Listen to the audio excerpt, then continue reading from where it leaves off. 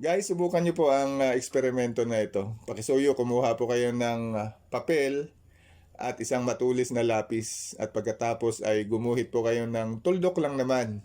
Isang tuldok lang sa papel na hawak ninyo. Siyempre, maaring nakikita at nababasa nyo ang isang tuldok pero napakaliit po nito. Pero alam nyo ba na ang napakaliit na tuldok na nakasulat ngayon sa papel na hawak mo ay mas malaki pa po siya ng 100 beses kaysa isang selula ng ating katawan? Ibig sabihin, kung paliliitin natin ng 100 beses ang tuldok na nakasulat ngayon sa yung hawak na papel, ganyan po kaliit ang selula ng katawan ng tao. Kaya mas maliit pa po siya ng 100 beses kaysa tuldok na nakasulat ngayon sa papel na hawak nyo. Kung hirap kayo makita ang tuldok sa papel na hawak nyo, ay maaring mas mahihirapan po kayong makita ang isang selula na nasa katawan ng isang tao. Kaya kailangan nyo po ng super microscope upang makita ang isang selula.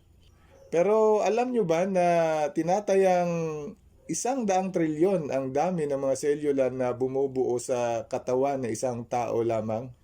At ganoon din naman ang katawan ng iba pang nilalang na buhay ayon sa brochure na The Origin of Life. Ano po ba ang selula? Bakit may selula? Well, meron pong mahigit na 200 uri ng selula ang nadiskubre ng mga scientifico sa katawan ng tao tulad ng muscle cells, blood cells, bone cells, brain cells at iba pa. At bagaman may naririnig tayo minsan ng mga terminong complex at simple cell, ang totoo, puro complex lang po ang mga selula na nasa katawan natin at wala pong literal na simple cell. Ibig lang sabihin na mas komplikado lang kung ihahambing sa ibang mas medyo simple na selula kung ihahambing naman sa mas komplikadong selula. Ayan, kaya nalito na po siguro kayo, pareho pa tayo. Pero nagpapakita lang na komplikado talaga ang lahat ng selula. Isipin po ito. Bagaman napakaliit na isang selula, may mahigit kumulang 15 mga cellular parts at mga tissues pa sa loob ng istruktura ng isang selula. At ang bawat isa sa mga parte o bahagi na ito ng selula ay may kanya-kanyang trabaho upang manatiling buhay ang isang nilalang. Nandiyan po ang tinatawag na cytoplasm, centrioles, plasma membrane, ribosome, nucleus at iba pa. At lahat sila ay responsable po upang mapanatiling malusog at buhay ang isang nilalang. Kaya wala pong gawang taong istruktura ang maaring ihambing sa napakakomplikadong selula kahit ang iniisip na pinakasimpleng selula na nasa loob ng ating katawan. At lahat po yan ay responsable upang manatili tayong buhay at malusog.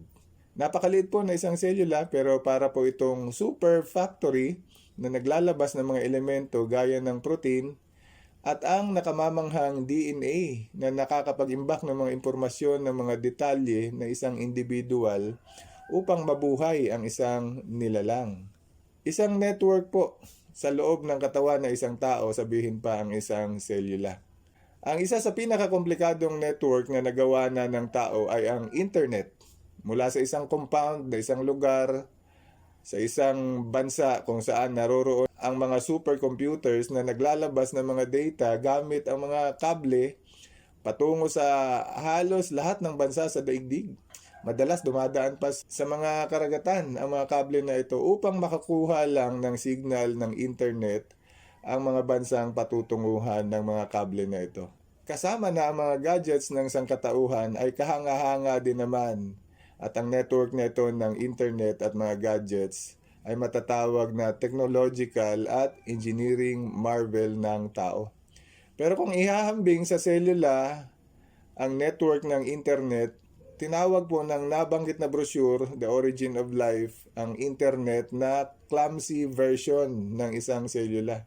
Kaya may cellular phones tayo, may cellular tower at iba pang bahagi ng cellular network ng internet.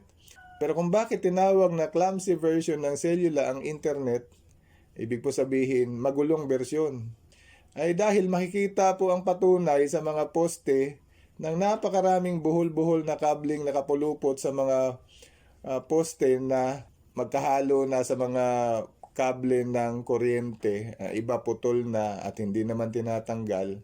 Kaya yun, nagkakabuhol-buhol po ang sistema ng internet sa mga poste pa lang. Kaya hindi po maaring ihambing ang sistema ng internet sa sistema ng isang selula na nasa loob ng katawan na isang tao na maituturing na isang super tiny factory. Napakaayos po ang sistema ng isang selula sa loob ng katawan ng isang tao kung ihahambing ito sa magulong sistema ng network ng internet. Ano po ang punto ng lahat na ito? Maisip po ba ninyo ang lahat ng bagay sa buong universo mula sa napakalaking galaksiya, mga bituin, planeta, araw at buwan, na bahagi ng langit at lupa, hanggang sa napakaliit na selula na makikita lamang sa isang super microscope? Ano po kaya sa tingin ninyo? Nagkataon lang po kaya ang lahat ng ito? O kaya iniisip po ba natin na gawa ito ng evolusyon o kaya ng Big Bang Theory? Sila ba ang responsable ng pag-iral ng lahat ng bagay sa universo kasama na ang tao? O maiisip kaya natin na nilalang ang lahat ng ito na isang napaka-intelihente, isang super genius na may lalang? Basahin po natin Apokalipsis 4.11 at masasagot po ang katanungan natin. Apokalipsis 4.11 ang sabi, O Jehovah na Diyos namin, ikaw ang karapat-dapat sa kaluwalhatian at karangalan at kapangyarihan dahil nilalang mo ang lahat ng bagay at dahil sa kalooban mo ay umiral sila at nalalang. Kaya si Jehovah pala ang dakilang may lalang. Siya po ang lumalang ng lahat ng bagay sa langit man o sa lupa. Kaya isipin mo ang napakalaking galaksiya, napakalalaking bituin. Ang araw natin ay isa lang sa maliliit na bituin. Ang mas malaki pa kaysa araw na uri ng bituin ay tinatayang libo-libong beses din ang laki kung ihahambing sa araw, ay sinasabi po ng Biblia na nilalang ng isang intelihenteng may lalang na si Jehovah ayon sa teksto. O kaya isipin natin, ganun ka makapangyarihan si Jehovah. Kaya kumusta pagdating sa selula? Kailangan kaya ni Jehovah ng isang super microscope upang malalang ang bawat detalye, ang bawat parte, ang mga tissue na nasa loob pa na isang selula na 100 beses na mas maliit pa pala sa tuldok na nakikita nyo sa papel na hawak nyo ngayon.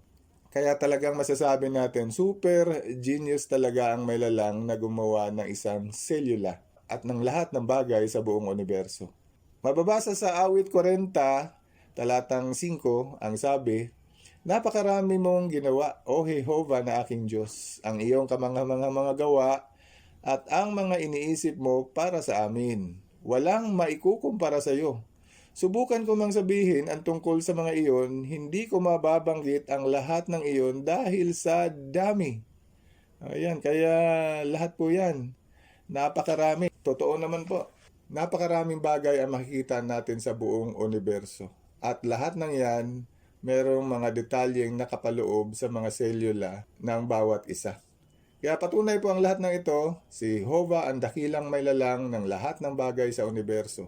Kaya naman sinasabi ng awit 14.1 na mangmang lang ang nagsasabing walang Jehovah.